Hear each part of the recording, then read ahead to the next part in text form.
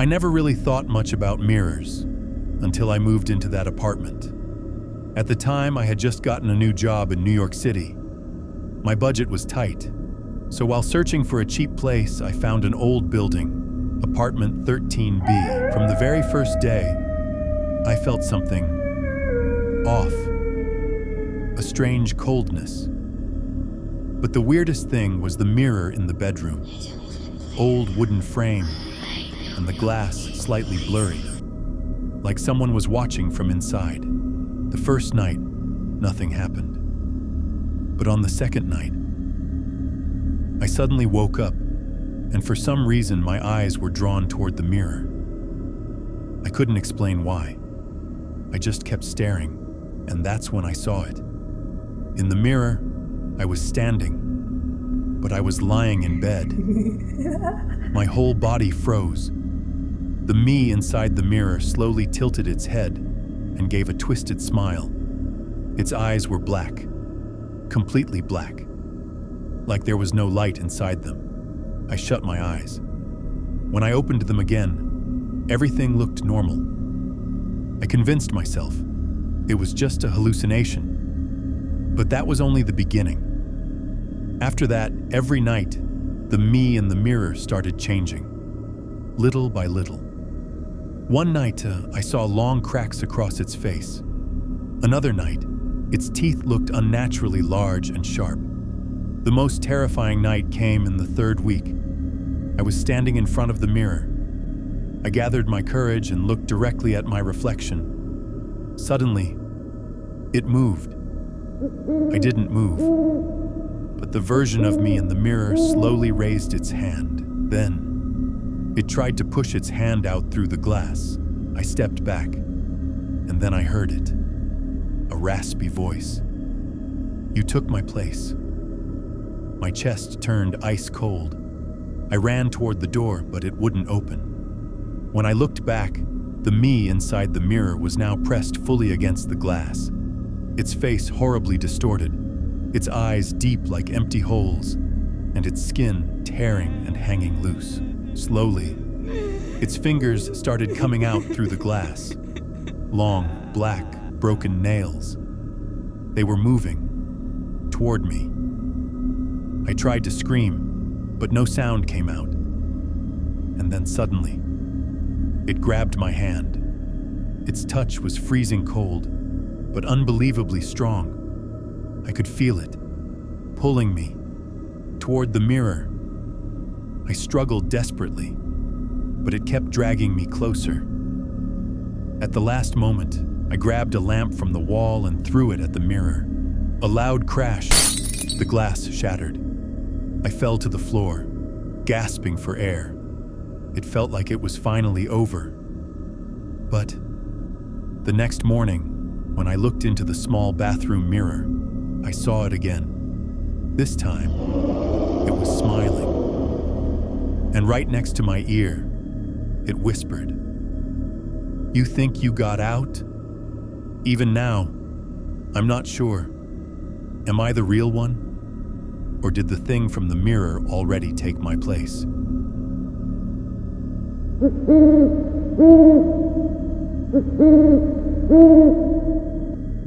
Tonight, I'm going to tell you something that happened to me, and I still don't know if I actually survived that night or not. I had just moved to Los Angeles. A small apartment, old building. The hallway always smelled damp, and at night, it was too quiet. I used to do late-night live streams on YouTube, just talking to random viewers.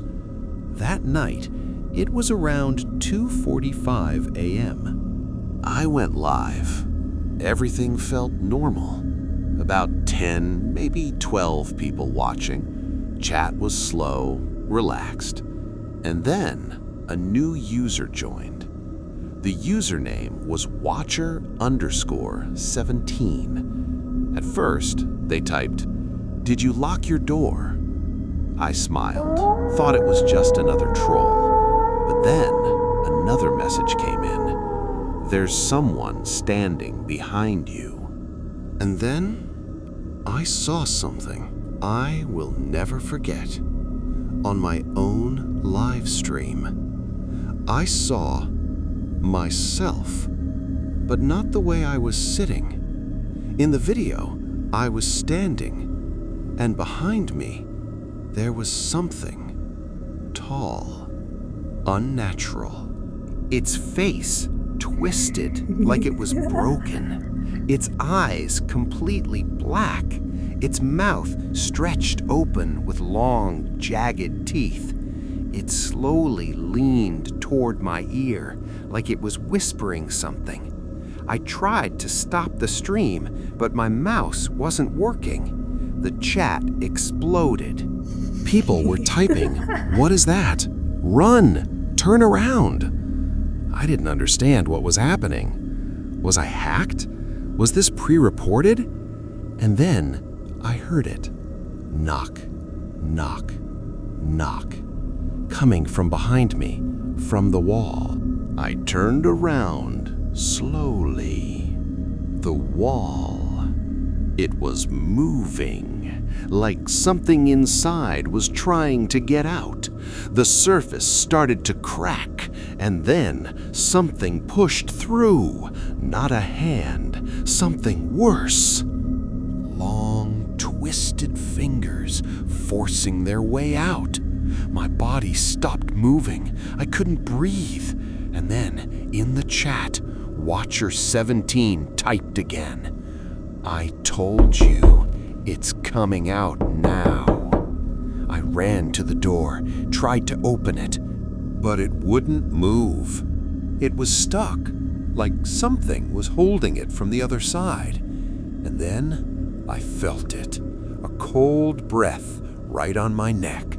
Slowly, I turned around. It was standing right behind me, so close I could smell it. Rotten, wet, like something dead. Its face, no eyes, just empty black holes. And that smile, that horrible, unnatural smile. It leaned closer and whispered, "You're the one who invited me." I tried to scream, but no sound came out. Everything went dark.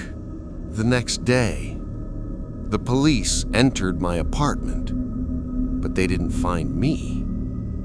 They found only one thing: my computer, still live streaming. The room was empty. No sign of me. Nothing. But the stream was still running. And in the chat, there was only one user left, Watcher 17. And the last message said, "Next stream, you're coming with me."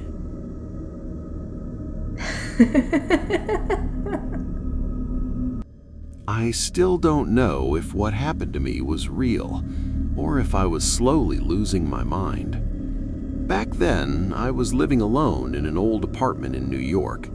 The place wasn't great, but the rent was cheap.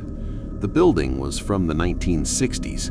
Thin walls, a constant cold smell in the hallway, and the elevator would sometimes move on its own. Everything was fine until that night, the first night.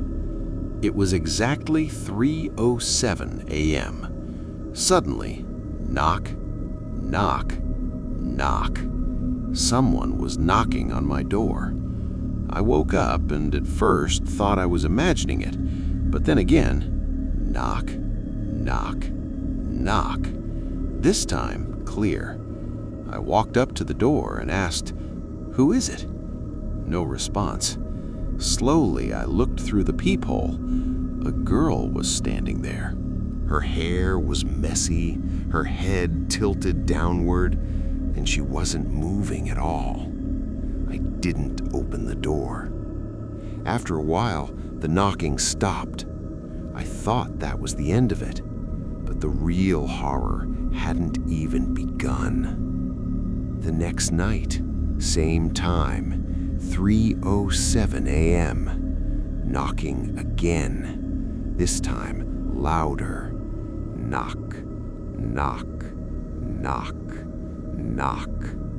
I was terrified, but I forced myself to look through the peephole again. She was there, but this time her head was slowly lifting up. I swear, her eyes were completely black. No whites, just emptiness, and her lips were slowly forming a smile. I stepped back. My heart was pounding so hard it felt like it would burst out of my chest. Then suddenly, she whispered, "Please, open the door." But the problem was, I hadn't opened it. So how did she whisper that right next to my ear? After that, she came every single night at 3:07. Sometimes she knocked, sometimes I could see her shadow moving under the door. One night, I stood right next to the door, but didn't look. She said, "You know I can come inside if you just open the door." I stayed silent. Then, suddenly, she started banging her head against the door. Bang, bang, bang, so hard that the whole door was shaking. I was about to scream, and then silence. Complete silence. The next day, I went to the building manager. I told him everything. He went quiet, then slowly said, "Do you live on the 3rd floor?" I said, "Yes." He looked at me and said, "20 years ago, a girl lived on that floor. Every night around 3 a.m., she would knock on doors, asking for help, but no one opened. The next day, she was found dead in her apartment. My whole body went cold. I asked, 'And then?' He replied, 'People who live on that floor sometimes see the same thing.' That night, I decided I was leaving. I packed everything. 2:55 a.m. I was about to walk out. Then, knock, knock, knock. One last time. I froze. This time, I don't know why, I walked toward the door, slowly placed my hand on the knob.